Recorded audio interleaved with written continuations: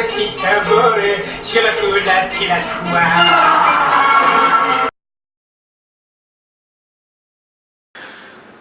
Watch films, watch all films, watch the history of films, watch every film ever made, so that you have a sense of the history of cinema.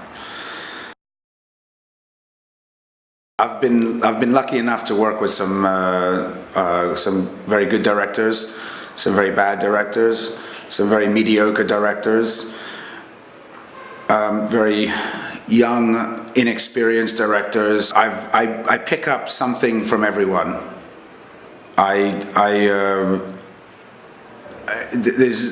There hasn't been one major influential director. I've picked up something from everyone, really. Someone like Sofia Coppola has a very gentle humility while she works. She also believes in collaborating with other experienced and non-experienced people, so she's very experimental.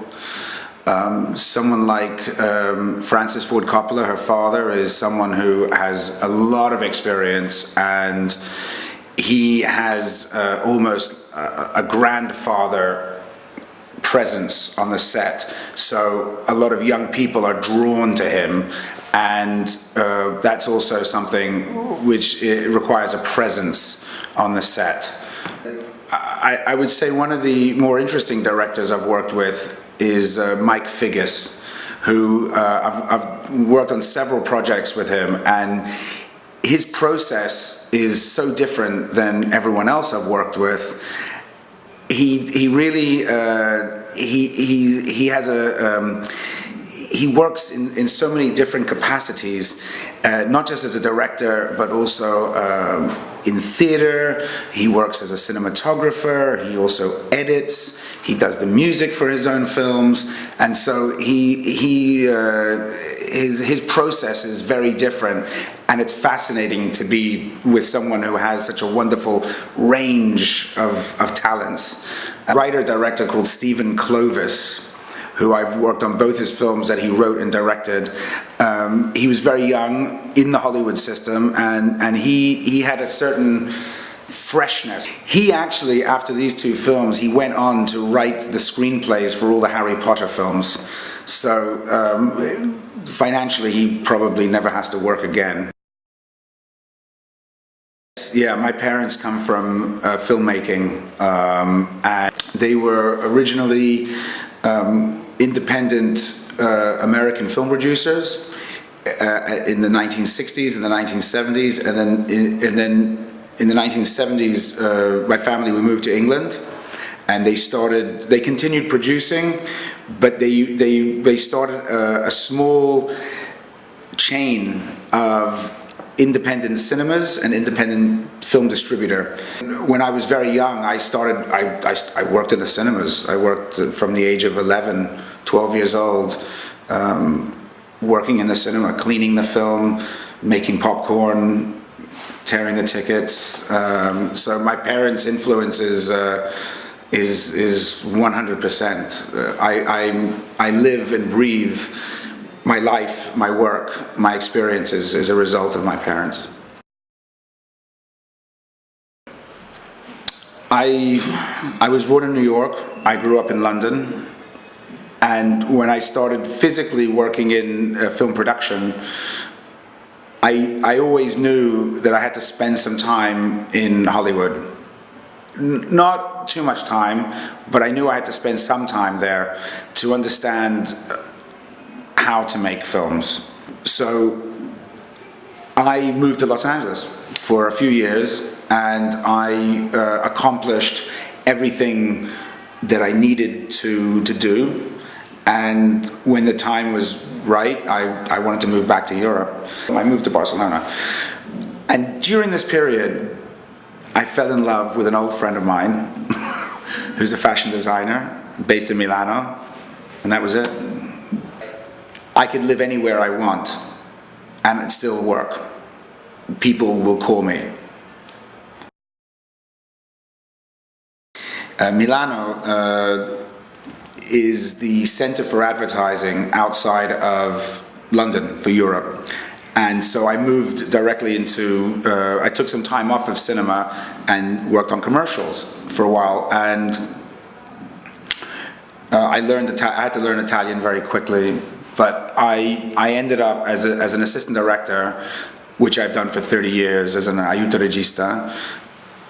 But what I had that no one else had was that I'm English and American, so I was teamed up with all the foreign directors and companies filming in Italy, using Italy as a location, or the Italian companies hiring foreign directors for domestic commercials. I still continue to travel the world, work with some fantastic filmmakers, some great filmmakers like Spike Lee and Mike Figgis, and some really great filmmakers. Some of the great directors today come from advertising.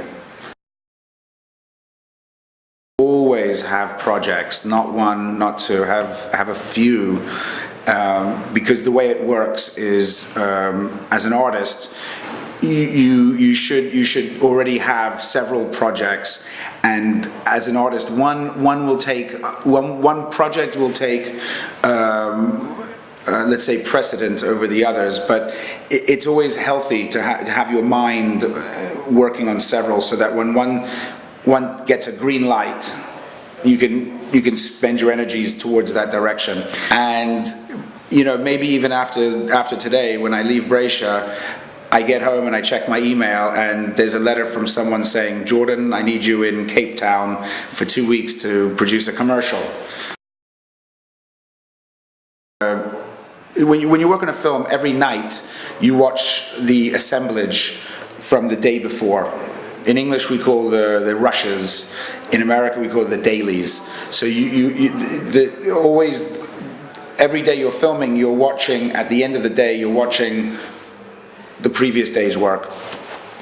Now, it's very, very difficult to judge the material because it's raw, it's crudo, you're looking at performance and you're looking at lighting. You don't have the music, the film is not edited, you're seeing rough, it's very difficult to see what you have. During the production, you're working with good people, you're collaborating, the script is good, everyone is committed to the film. Then you have something special already.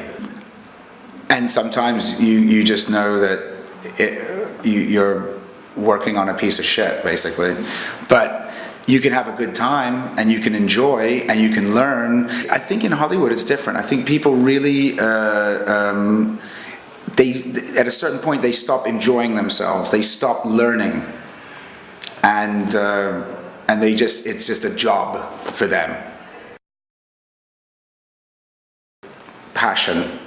Passione. I don't see the passion today. Italian distributor doesn't have the passion. He's just thinking money. I went to Rome. I met the distributors. And I said, this is my plan, this is my project. I want to show film in lingua originale in prima visione in Milano. And I said, oh, Mr. Stone, very good idea, very nice idea. I found a cinema in Milano. I make a deal in 30 minutes. Fantastic. Un cinema d'essai, si chiama Cinema Messico, via Savona. And for 2 years, I programmed the cinema with film in lingua originale, but not in prima visione, because the Italian distributor said no. I was, really?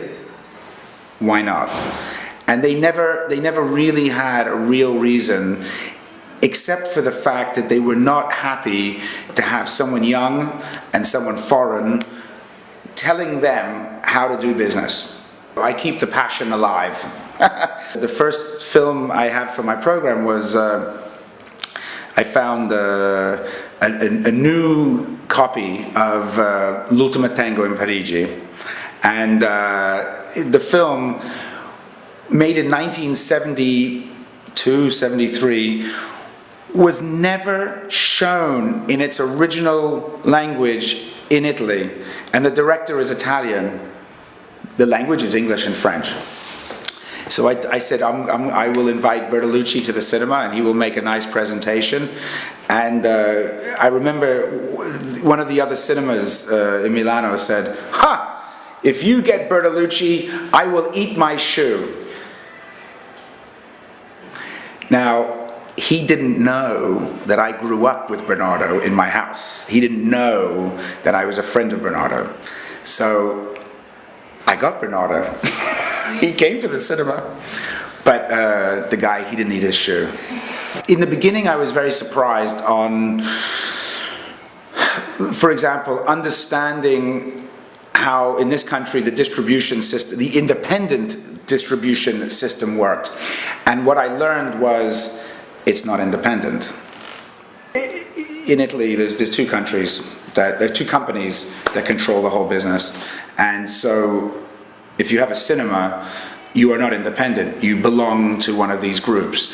And when you belong to one of these groups, they program the cinema for you. From a distribution point of view, when a company buys a film for France, for Italy, they only buy the film because they have pre-sold all the rights before. So they make a profit before the film is in the theaters. So it means that when the film is ready to be released in the cinema, they don't care because they already have made a profit before. So this model of business is how distributors work today. They will only buy a film, generally, if they can resell all the rights in their country before the theater. Very sad. The only cinemas that are independent are what we call cinema d'essai. Those are independent because they have a choice of what they put in. And generally, most cities have maybe one or two of these type of cinemas. Because of my experience from films, whenever I worked on smaller projects, I still bring with me the whole idea that it's a big film. You know, I mean, right now we're talking in a small office, but there's a camera, there's a microphone, and there's 5 people in the room. So actually, it's a big production. Right now, we're making film history.